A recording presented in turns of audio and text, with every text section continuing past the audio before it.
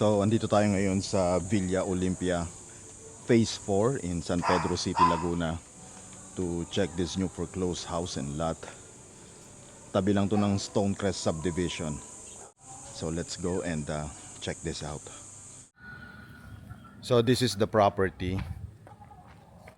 Ang lot area po nito is 138 square meters.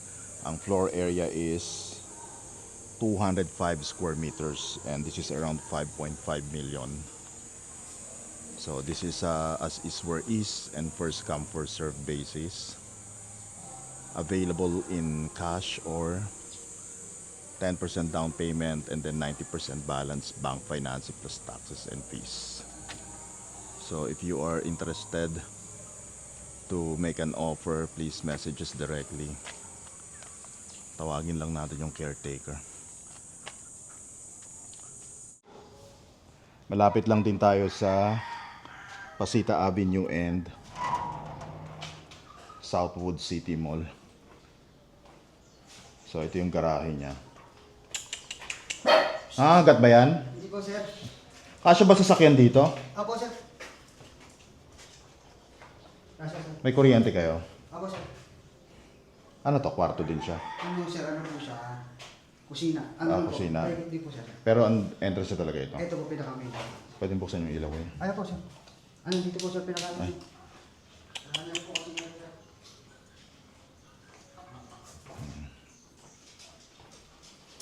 Tagal na kayo dito? May kwarto dito sa baba? Wala, sir. Sa taas lang. Ilan ang kwarto sa taas? Bali, tatlo, sir. Tatlo. Apat. Meron po palang ano rito, master bedroom. Okay. Wait lang, sir. Ako lang So ito yung pinaka living and dining area niya. Maluwag ang kitchen niya. Ito dito. Kitchen niya and then meron tayong bathroom dito. And then meron pa tayong isang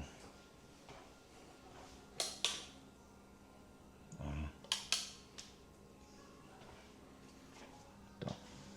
Dirty kitchen niya. Ito. Dirty kitchen and laundry. So, akitin natin yung taas. Ang daan ba dito sa Pasita lang talaga? Pasita Yes, Avenue? Wala nang... Malapit na yun, sir. Kasi dito sa Southwoods, looban ng binyan po malabadanan. Nadadaanan natin. Express naman po rito. Bali, sir, ito yung pinaka-master bedroom niya, sir.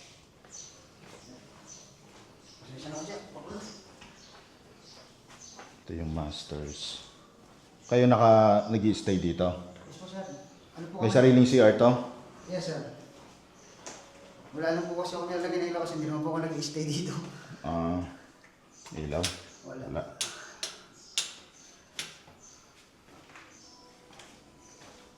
Kasi tingin ko yan, sir. Balcony siya dito. Wrap around balcony pala siya. Hanggang dito. Kabila.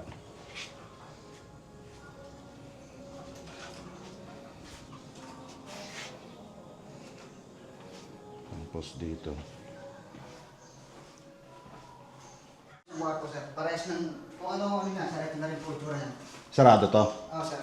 Hindi mabuksan? Ito sa boss yan. Kwarto po namin, sir. Okay. Buti may kuryente kayo. Hindi naman po pinawawala kasi kada... Tubig. Meron din, sir. Kaso kada ano niya, talagang binabayaran. May isang CR dito. Sir. Tapos ito isang kwarto. Nara-parke pa yata itong flooring nyo.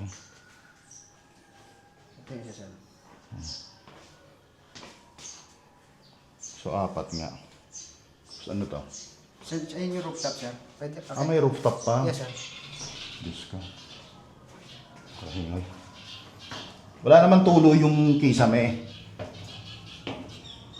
Tubig, walang tulo. Tagal na siguro siya, meron na. May rooftop pa siya.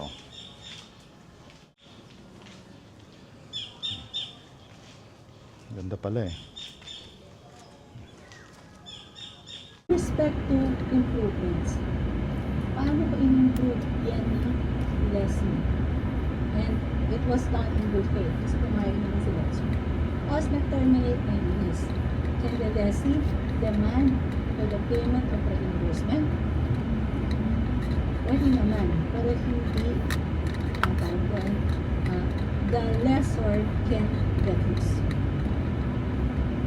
So, the lessee is entitled to be paid 1/2 of the value of the improvements at the time of the termination of the lease when the lessee makes in good faith useful improvements which are suitable to the use of for which the lease is intended without altering the form or substance of the property